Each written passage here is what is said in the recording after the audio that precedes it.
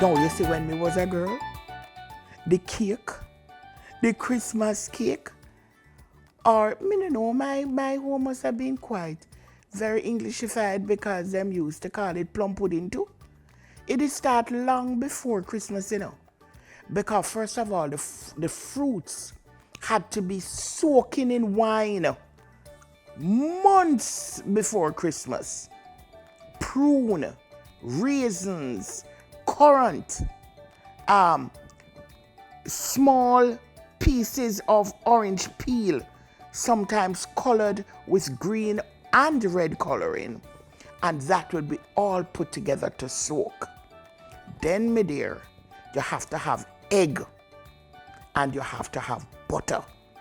And my mother did believe in best butter, and best butter is Anchor butter. And she also would put a little salt butter or salt margarine as well.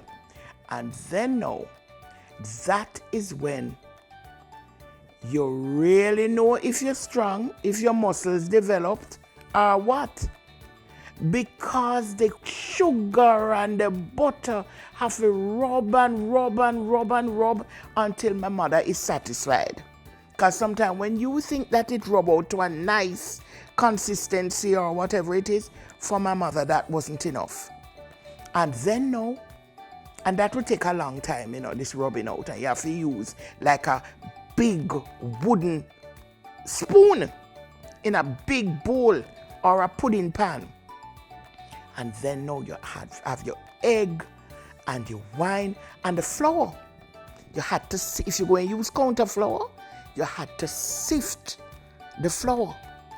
And of course, you'd have had your spices, whatever spices you're going to put in there. And when all of these things would be combined gradually, not all at once. And I really wasn't much into the baking thing. I didn't do much of the work because I was a little one. But guess which part me did come in? You see, when all that mixture gone into the pans that they're going to bake in, and by the way, you couldn't just pour it in the pan, you know. You have to grease the pan. Or you might even put some grease paper as well. And then now, you pour the batter in there, my love. And then this is when I come in. Because me will always get first the spoon, because me was a little one, you know.